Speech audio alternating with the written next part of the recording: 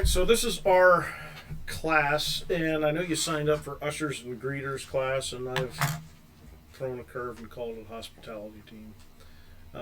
We'll talk about that in a little bit. I have this great book somewhere floating around on my desk by Tom Rayner. I don't know if you've ever heard of him. Tom Rayner. He was at least the head of Lifeway Resources. Lifeway is the literature curriculum, whatever, wing of the Southern Baptists. And so he was the CEO of that, whatever. He has, for the last how many years, done a lot of survey work of churches and kind of studying churches and how they do what they do, and kind of puts together ways that they can improve and whatever, that kind of thing. So he's got a lot of really excellent resources out there. And this little book talks about becoming a welcoming church. And one of the things he said is that, people think, well, we're a welcoming church. He says churches perceive they are a friendly church because the members are friendly to one another. But they don't think about walking in the shoes of first-time guests. They don't look at their facilities, their parking, their website, or their friendliness from a guest perspective. And I think that's really important. One of the things about being an usher or greeter, the way I've coined it, being on a hospitality team, you guys are the first people that anybody meets. And so a lot of, we know this just in life, right? A lot of what you believe and understand about things is based on a first impression.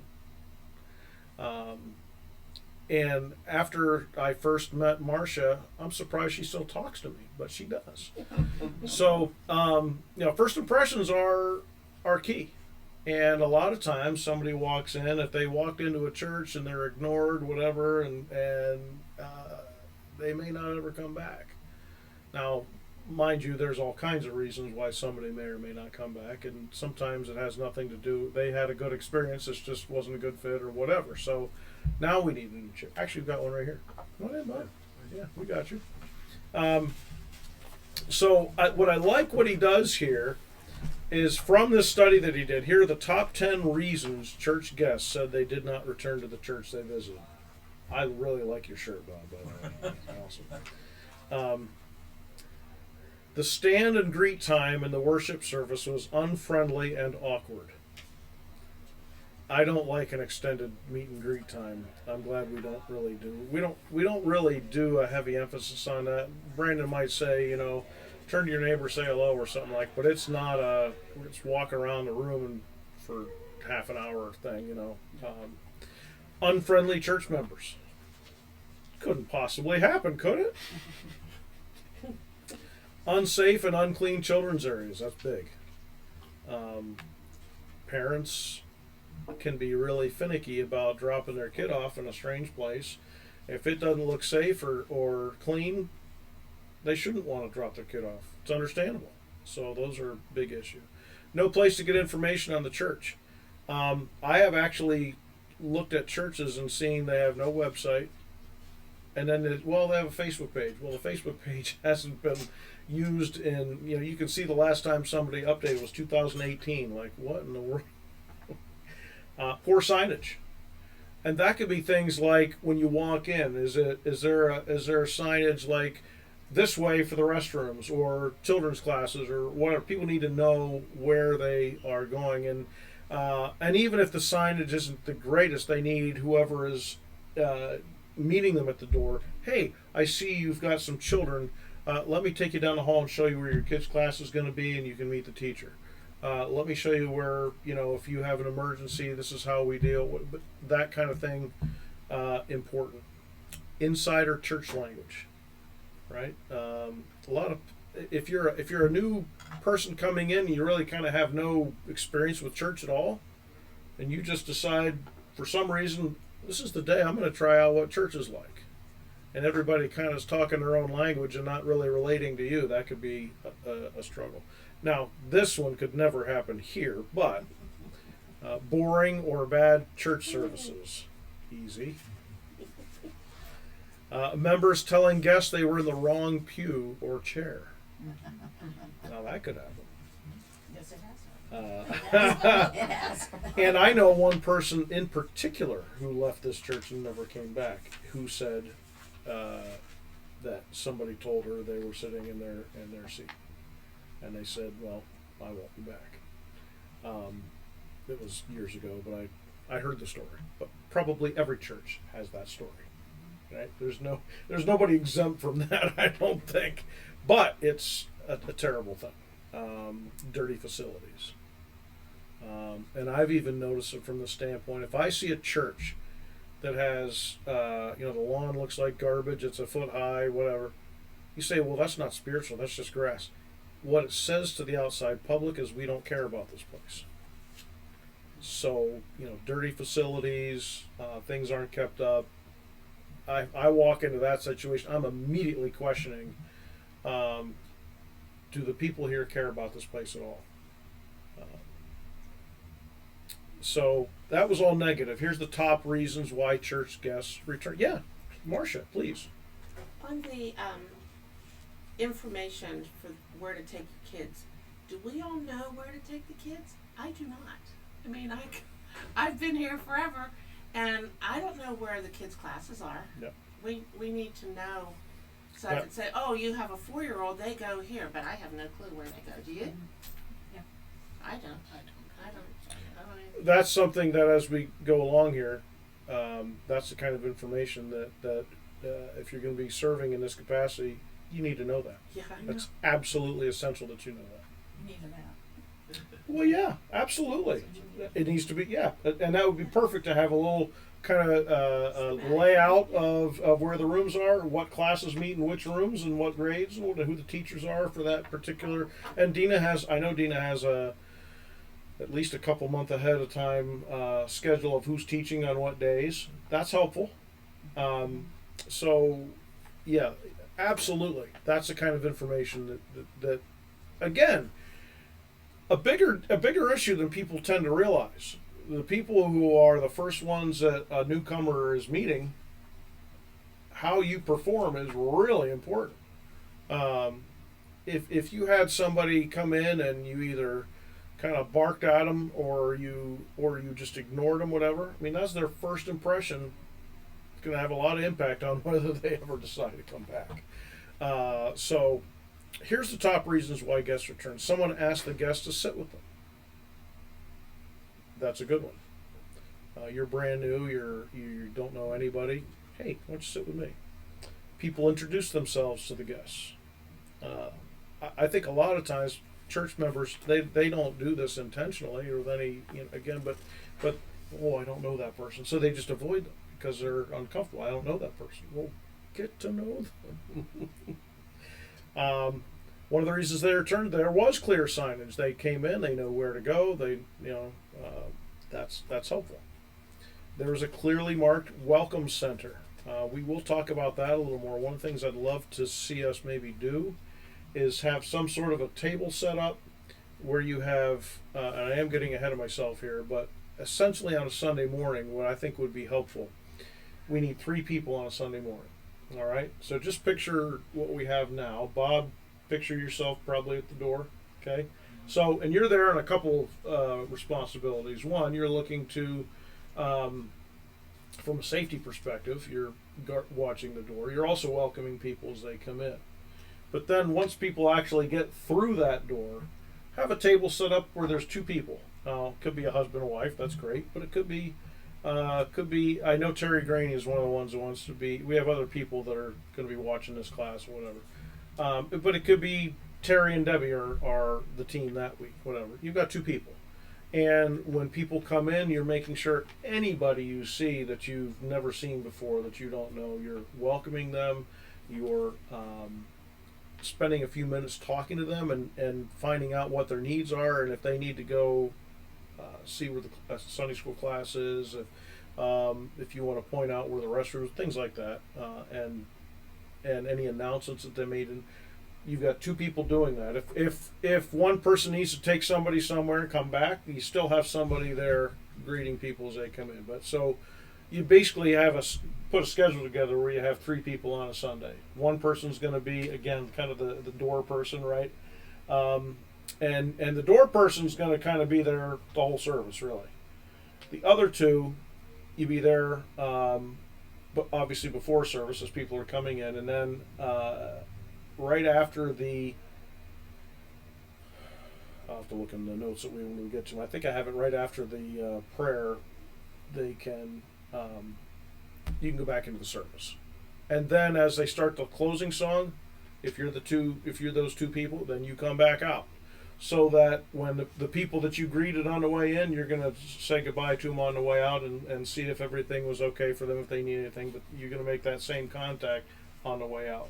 So your responsibility is both before the service and a little bit at the end of the service and after the service. So, but the main part of the service, that team of two can actually be in the service. But you'll still have one person that'll have to be by the door, and all of that can be rotated. I know too that you and Ken will be working on safety team issues, whatever. So That's correct. that person who's by the doors should also be connected with the safety team, whatever, and understand their responsibilities from that perspective as well. So, all right, let's get back to our little thing. I knew that once I got sidetracked, it would take me a while to get back. Again, positive things. The kids love the children's area. I've heard a lot of people talk about when Dina did her room. Go to the swamp. There's fish. There's a fish tank. There's all this stuff in it, because Dina made it really exciting, and she loves doing that kind of stuff. And I love the fact that the aquarium is in her room and not in my home. All right, anyway. The children's area was secure and sanitary. Again, it goes back to keeping things clean, keeping them orderly, and secure. Now, we may want to talk about at some point having, like you do a kids check-in, so that from a safety standpoint, security standpoint, people know where the kids are and who's got them, and nobody's going to be able to come in and take one of them. Pretty important. You have that happen once, you don't have a church anymore. So We have those lights up in the front. that's That's if there's a problem with the kids, if the kids are, Right. Yeah. They but he means checking them in checking and out. them in, yes. yeah. Yeah. I think we Because could I think look a at lot doing of that. people don't know that we have those lights, and I don't know if they're ever used. I don't know if they're even using them. I don't know if they're using them. I thought they were for calling bingo. I'm kidding. You're wrong. I know. Well, That's why you don't get. That's That's- why you don't get the winnings. and that's not a first. That's why you don't get the winnings from the bingo. Yeah, I'll never get any winnings. On my anniversary, you have to tell me I'm wrong. That's my wife's job. I'm just helping her. Yeah, I appreciate that. Guest parking was clearly visible. That's probably more significant in a larger church. We have a small parking lot and a small property, so but still, you could make sure the guest parking is clearly visible. Church did not have a stand and greet time. This is one of the positives. People said they came back. Church didn't have a stand and greet time. From both what keeps people from coming back and what gets them coming back, you can see that general consensus, people don't like that. Church members like it because we all know each other. But a newcomer feels like, oh no, someone's going to come near me and try to shake my hand and say stuff to me. And that's intimidating. Now, I'm a very extroverted human in general. In a situation like that, when I'm brand new, I want to be the one that makes the approach, not having 30 people come at me. That's tough. So the members were not pushy, and the guest card was simple to complete. Would you mind shutting that door? Thank you so much. All of this comes from Tom Rainer's Becoming a Welcoming Church, which I would recommend. And if you want to read that, you're welcome to borrow it. If you want to buy it, it's not a very expensive book, but it is a really helpful book. Yeah. As a newer member, it's very intimidating coming into a church. You don't know anyone, Yeah. walking in the door. And my wife has said this to me. We felt very comfortable here. And Good. felt very welcoming. We spoke with you and Dana after. We actually had lunch together that day. Yeah. Bob and I talk every Sunday. We talk about this and that. But overall, it was a good experience. We wanted to come back. we felt very comfortable here. And you're right. And a lot of the things we're going over, never even considered that before. But you're right. And Yeah. they were already here. Yeah. It brought us back.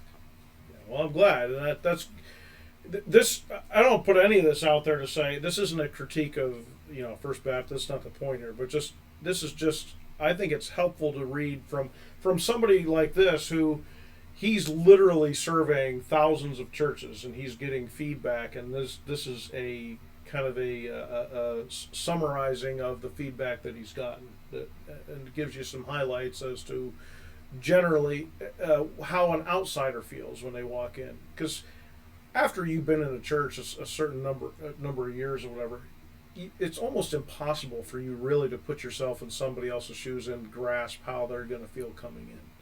You're just too much in to know what it's like to be out.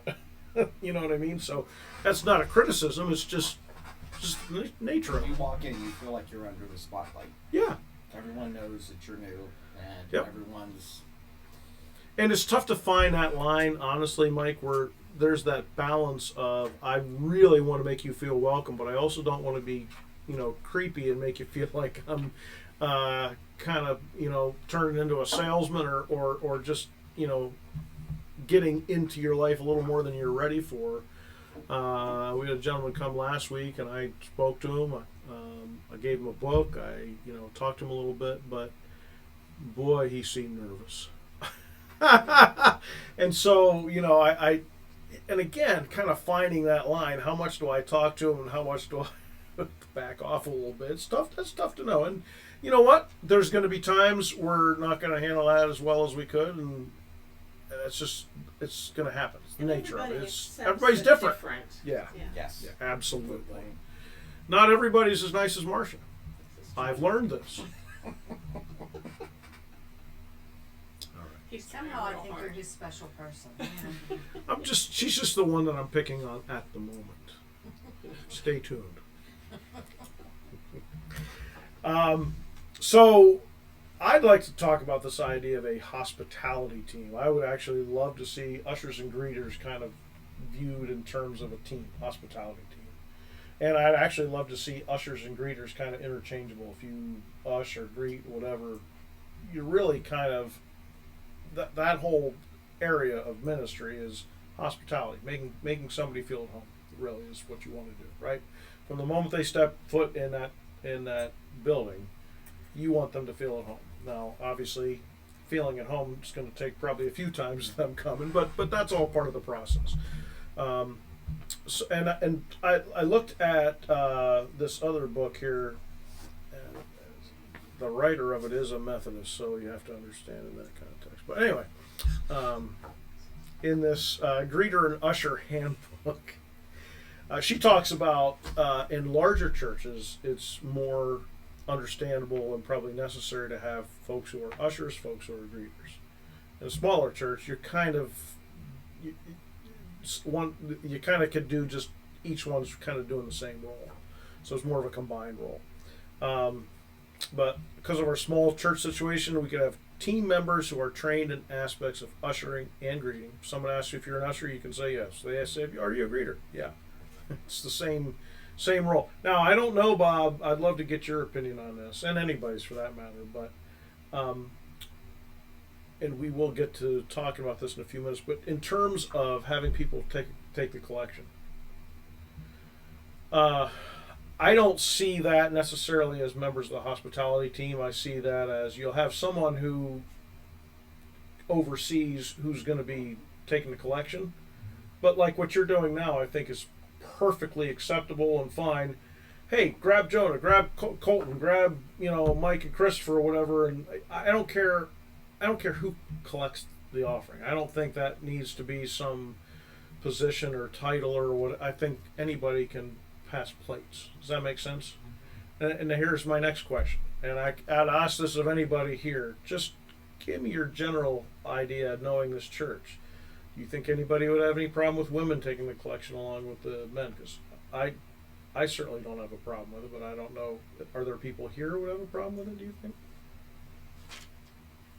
I would say some of the older ones might have, but they're long gone now, so.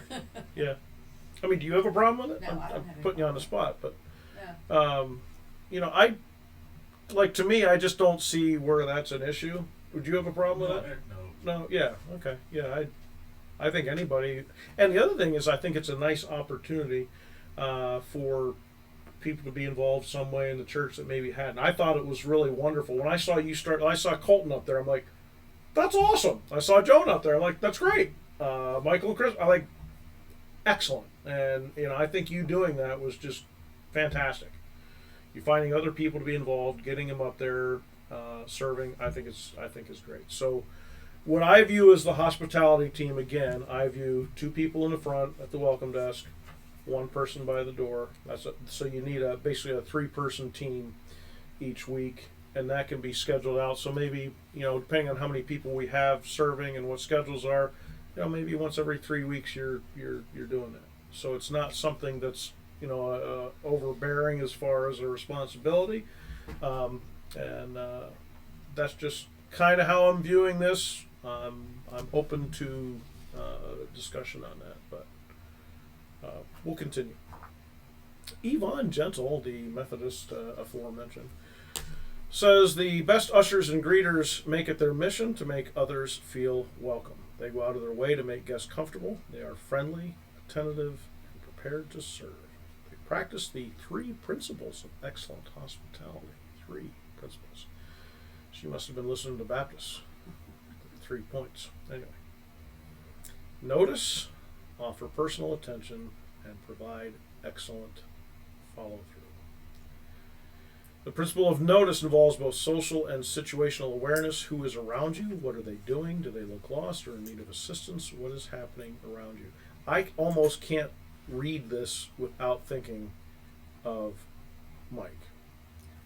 As a policeman, I'm sure noticing things is key in your training, right? You're continually paying attention to what's going on around you. Drives my wife nuts. Well, and I'm sure in your training it's so ingrained in you that it's second nature. You're not thinking, I need to pay attention and notice. Oh, you're just noticing because it's so drilled in you to do that, right? It is. Yeah, and we're all thankful for that. But this is the kind of thing, as somebody's coming in, you're noticing what's going on. I see a young family. I haven't recognized them before, so I am immediately aware of they're going to have particular needs. They probably do look lost. It's the first time they've walked in the door. They probably need assistance because they need to know where are my kids going to go? Do they have something for the kids? If I'm a young mother and I need to nurse my child, where do I go? Where's the bathroom? Those are things that immediately, if you're noticing, those are the kinds of things you're going to notice, right? So just an immediate just evaluation of what's approaching you. You're beginning to ask questions immediately in your head. What ways am I going to need to serve them? In order to notice, you cannot be rushing. Excellent ushers and greeters arrive early to serve so they can be ready to notice. I think that's really important. You know, if church starts at 10:30, 10:29 is not the time for the hospitality team to be there. They need to be there much earlier. Noticing means offering a warm greeting to the people you encounter. This can be a smile, a simple good morning, good to see you today. Being on the lookout for issues in the environment or facilities is also an important part of noticing. Maybe we are we have another tragedy in our air conditioning, and we need to let people know, hey, we're really sorry. We had an air conditioner down. If that's if that's an elderly person and they can't sit in the heat, and maybe the air conditioning's working on the one side of the room and not the other, well, direct them to the right side. Maybe somebody comes in that's handicapped. Noticing the wheelchair, you're going to let them know we do have handicap seating. It's right here on this side, and we'd be happy to bring you there. All right, offering personal attention. By the way, I tend to talk fast and keep moving, so please stop me if you have a comment or a question or thought. I don't want your comments. Anybody else that has comments would be great. All right. Offer personal attention. Offering personal attention starts with the person right in front of you. To do this well, and I love this point, We have to avoid getting caught up in conversations with our friends or fellow volunteers so that we're available to interact directly with people as they enter. It's really easy to be just having a chat session with your buddies because we love each other and we're a church and this is a great place, and so our friends are coming in, we're carrying on conversation, but that person needs to be given top priority. Who's never been here, they need to be top priority when they walk in the door. So being able to offer personal attention means I'm not constantly having conversations with everybody. I'm focused. What's going on? Who's coming in? Introduce yourself if it's appropriate. Learn the other person's name. Then introduce them to others so they build connections that create a sense of community. You might, in your initial 2-minute conversation with somebody that comes in, find out that they're involved somehow in law enforcement. Hey, I might want to introduce them to Mike. He's a cop. You know, they might have a lot in common. They may want to talk to each other. Whatever it is, if you find something that you think, hey, there's somebody here that would really be able to connect with that person in some way, with some common interest or whatever, connect them. If it's a possible thing. One great way to offer personal attention is to practice 2 rules. The 10-foot rule: take responsibility for welcoming those within 10 feet of you anytime you're at church, especially those who are alone. And the 3-minute rule: spend at least 3 minutes before and after any worship service or church event talking to someone you don't know very well. So I think those are real practical things. But it requires, I do think that this area of service in hospitality requires intentional efforts. You're going to be kind of forced to reach out, and so it's really important, because I'd like to be on hospitality team. Oh, I don't really talk to people. Well, this probably isn't a place for you to serve. So you want to have that ability, and listen, not everybody is wired to have conversations with all kinds of strangers. I know that for a fact. There are people that, hey, I'm thinking about hospitality, and I say, yeah, no, that's not for you, because it requires some level of being able to interact with somebody you've never met before. My wife will tell you, it annoys me. I love how you talked about how it frustrates your wife. You're constantly noticing things. Well, I can tell you what frustrates my wife is I will be in a restaurant or something, and I'll see somebody that I don't know, and I will talk to them, and she just wants to crawl under the table, But I've never, and for especially many, when you eat off of their plates. That's the part. some people get annoyed at that, and that's their problem. Okay, food's there. No sense wasting it on. What's that? No sense wasting it on. That's exactly. My wife knows for a fact if I see somebody wearing an Eagles hat, an Eagles shirt, whatever, there will be a conversation. And she'll see them across the room, and she'll see me look over that direction. She'll say, "You're going to talk to them, aren't you?" I'll say, "Yes, I am." And I'll even do, since I know that it'll embarrass my wife, kind of gives me extra incentive. So, anywho, 34 years today, Bob. That's one lucky lady right there. Anyhow, offering personal attention also means anticipating and fulfilling each guest's needs. That may mean assisting a person with limited mobility into the building, like somebody in a wheelchair or something like that, covering someone with an umbrella when they've dropped off at the front door in the rain. It could be providing coloring sheets and crayons to families with small children, or making sure there are tissues available during cold and flu season, or if somebody's highly emotional. That's a joke. It's not in the notes. I was just kidding. Anyway, sorry. I do think if we're providing crayons, it's Crayola or nothing. Non-Crayola crayons are garbage. Just saying. That's not in the notes either. Didn't we used to have a children's pack that we had in the pews that had crayons? Oh, did you? Yeah, it was a little That's great. bag. I think it was before your time. Yeah, it had a little That's wonderful. It was in the pews right where the hymnals were. It was just a little like a welcome bag, and it had crayons and a little coloring paper in there. That's the kind of thing you could even offer at the welcome desk. Yeah. So you see someone's got some kids. Hey, if your kids are in the service and they're need to be occupied, we've got some coloring sheets, some crayons. Love to have. And I think as again, and that's even better than having them in the pews. It's nice that you have them in the pews, but that gives you an extra connection to that family coming in, and lets them know you care about the kids. Well, let me tell you something. That's big. For mom and dad coming in, you've already intentionally prepared something for their children. That means something. And that excites the kids. Oh yeah, absolutely. And you make sure you tell the kids those crayons stay here. Don't you dare take them home. No, I'm kidding. That's a joke. I don't eat them. That's right. Any crayon eaters here? I'm just curious. Well, Crayola are safe to eat, not the other brand. Again, it's Crayola or nothing. I have a tin up there that's a 64 Crayola. There's a story behind that. We won't get into that today. Provide excellent follow-through. A big part of this principle is taking ownership of any issues you notice with guests or the facility and making sure the problem is resolved. If, for instance, you tell somebody where the bathrooms are and they say there's no toilet paper in the bathrooms. Now, you say what a person could say. Well, I'm not a trustee, so blah blah. Your hospitality team. Find someone who knows where toilet paper is and make sure it gets there. You know what I'm saying? Like small thing like that, but if there's an issue, make sure it's resolved.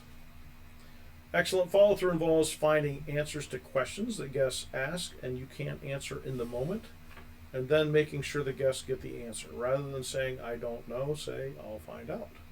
It also means offering a warm and sincere goodbye as people depart at the end of a service or an event. Now, I would say if there was an issue raised in the beginning of the service when you welcome them in, the goal would be when they're on their way out the door, you have an answer to whatever issue it was that they raised. So follow through. Just make sure that if you had a discussion in the beginning, make sure you deal with it. Now, it may be something that they raised that can't be fixed that day, but so if it's an issue where the toilet is broken or the sinks aren't, something's going on physically, then you talk to the trustees about it, right? And you can still let that person know who brought it to your attention, hey, I've talked to the trustees, they're going to look at it this week, and we hope to have that resolved for you when you hopefully come back next week. Right?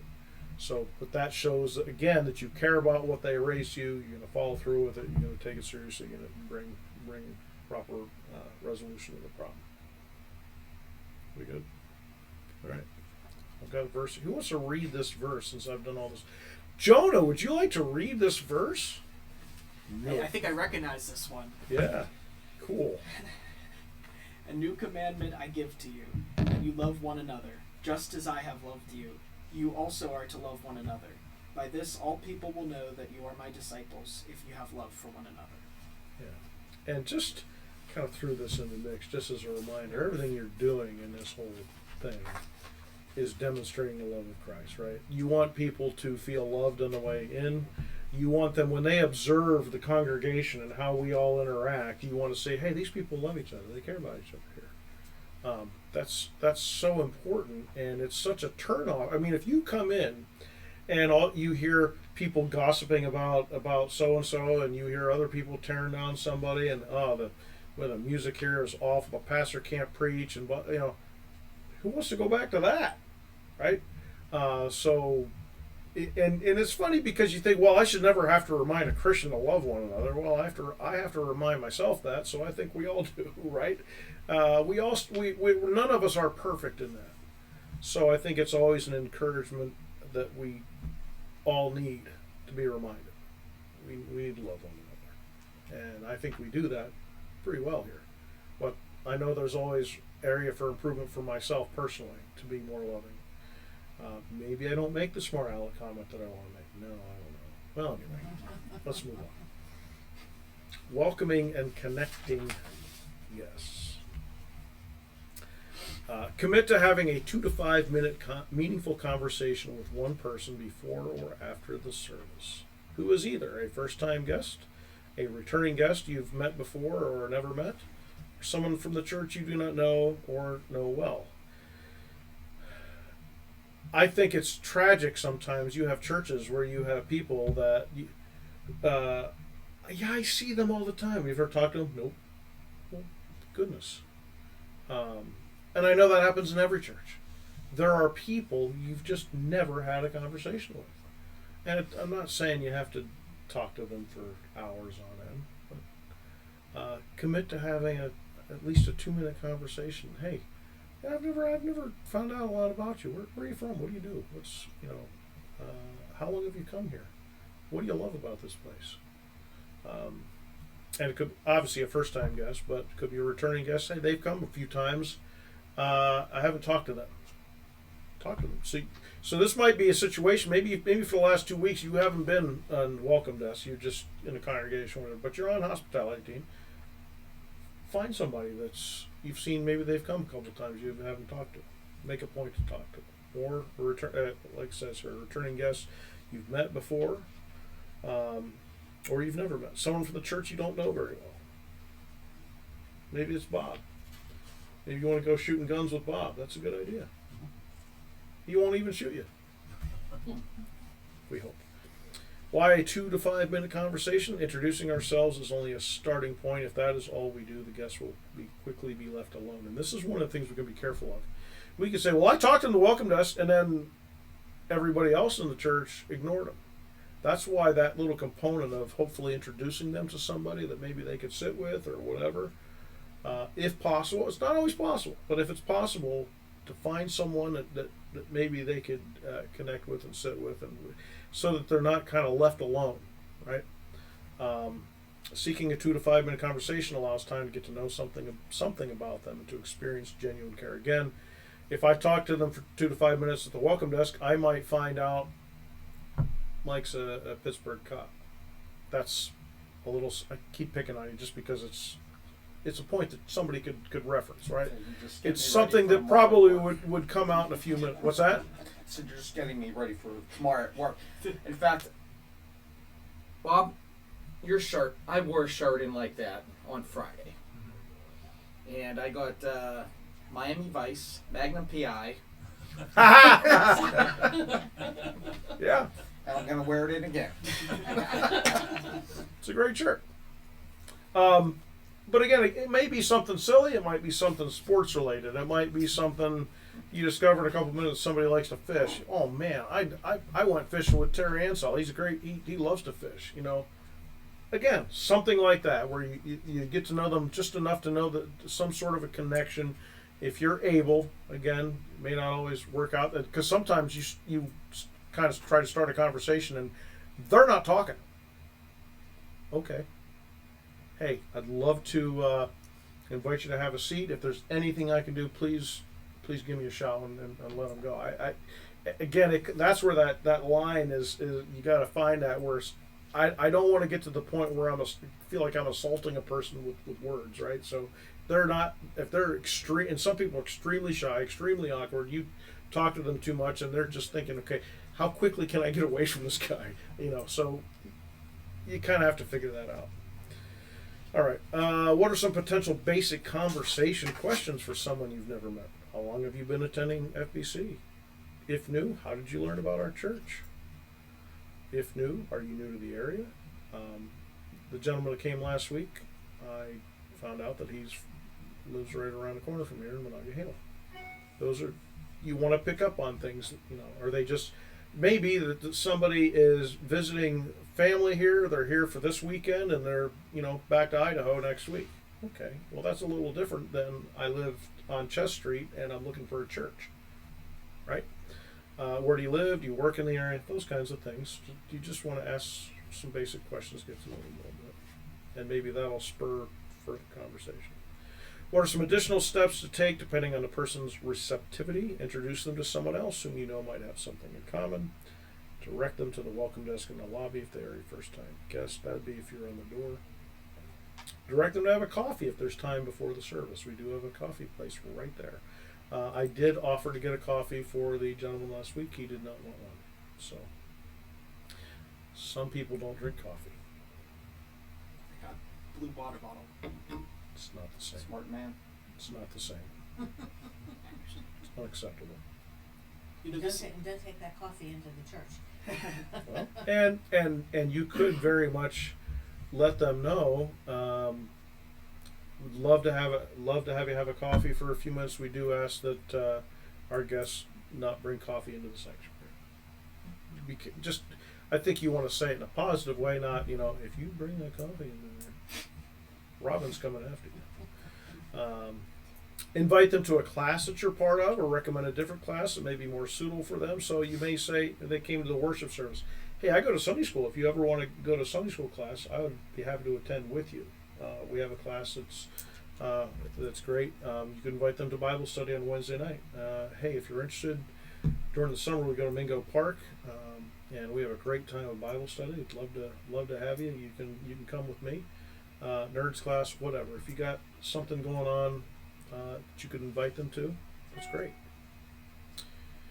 What are some other helps to consider when meeting guests? Come early before worship service and stay later, and sit somewhere different in the sanctuary each month. Now that could really hinder your Robin told you last week. comfort zone. However, if you sit in different places, you kind of get to know different people, and you get to see what else is going on around the room, and you may even discover, just in observing or even listening to conversations in a different place, what maybe some needs are in the church, some things that need to be addressed, that kind of a thing. Dina's intentionally going to be, for the month of July, sitting in a different place each week. I noticed that last week. Yeah, and she'll be somewhere else this week. Robin just brought that up last week. He said, well, Kathleen, he says, we need to move to another spot. Yeah, well, but again, there's some value in that.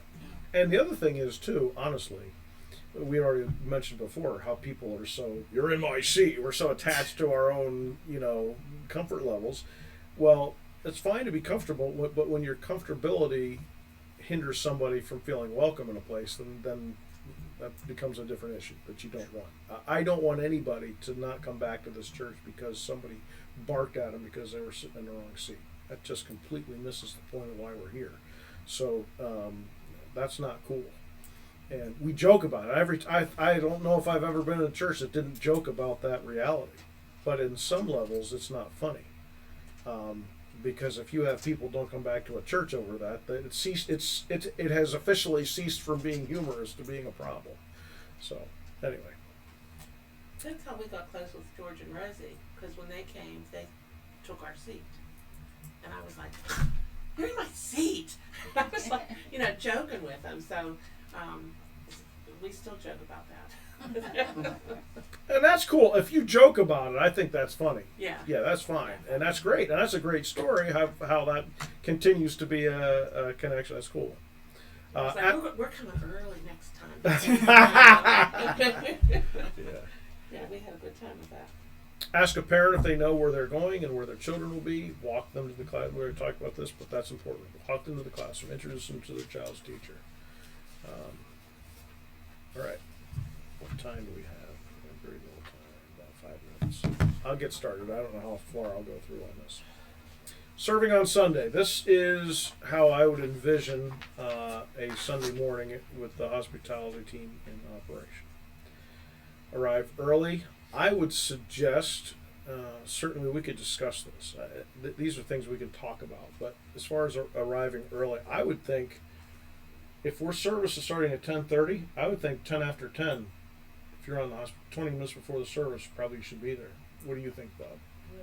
Because people are going to be most people are going to come before 10:30. So obviously you need to be before people start coming. Dress appropriately. I'm not concerned about anybody in this room, but it does need to be said. Some people seem to be ever clueless about dress. Women dress modestly, and I just had this conversation at trustees the other day. There's a reason why I typically wear a tie at church. Not because I love wearing ties. It's because I don't want somebody to be offended because I look like I'm not taking seriously the role that I have and what I do. So dress appropriately. Now, speaking of being dressed appropriately, I have a thought on this, and I'm definitely open to discussion on this.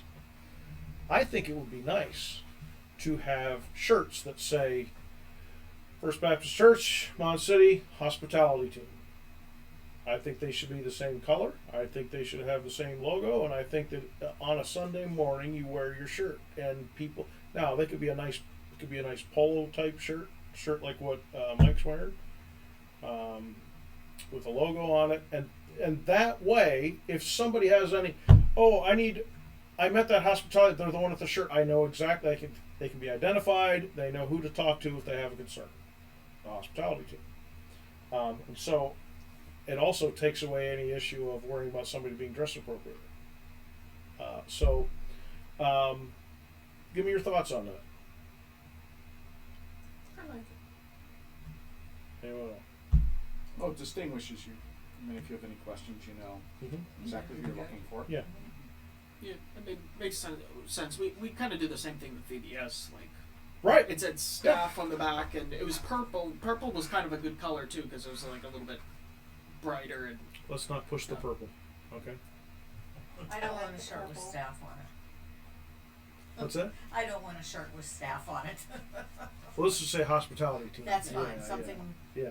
like maybe just like the First Baptist little like logo. Yeah. Well, like my wife, I'm sure with the cricket, she's made T-shirts for me that say Happy Sea Mon City. She could have that, and then underneath it would say Hospitality Team. She could put that on a shirt like that. She could put it on a T-shirt. She could put it on whatever you want. Not that. I'm not giving this up.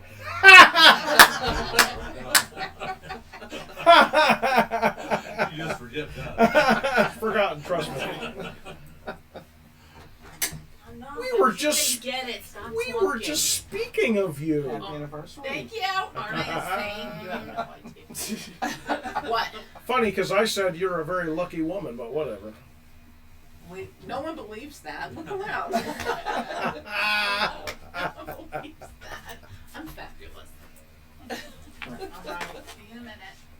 All right. Well, that's something we can potentially do. And again, I think that makes it nice. Again, as soon as I walk in the door of the church, I see a small table. There were two people wearing shirts that say hospitality team. I know right away if I have any questions, those are the people I'm going to talk to. And so you're properly identified. And I also think there's a level of it shows you kind of taking your responsibility seriously. So. Okay, about 2 minutes. There should be two people stationed at the welcome desk. There should be one person by the door. Once the service begins, all doors of the church should be locked. I think we do that now anyway, right? Except down there, as far as I know, that's the only one unlocked. None. The big doors right here. This is during service. Yeah. So I would say during service, those doors should be locked too. Now you're going to be standing by them, so if somebody came in the middle, you could let them in, if need be. But that, if you had somebody come into the doors, it should not be there. I think it'd be better to have them locked. Period. You can correct me on this. You're talking the front doors. the front doors during the service. Mm-hmm. We have someone someone's there that can get Someone's there to let someone Yep. in. And that's so the church that I You was can at. get out if you in an emergency. You Yep. can get out. Right. Anybody can get out. Yeah. You can push But the I think doors the out. side doors should be locked. Oh, absolutely. Oh yeah. Definitely. Especially for child safety. That's huge. Church we were at in Tennessee, that's the way they did. They had once, in fact, I think even way before the service, the doors were locked, but somebody was there to let you in. But the front doors were always locked. They had someone who would watch the doors. They had my son as a security team guy. Just stands there glaring at people, like Josh, you're watching, but you don't have to look like you're ready to kill them. Anyway, we're gonna stop there.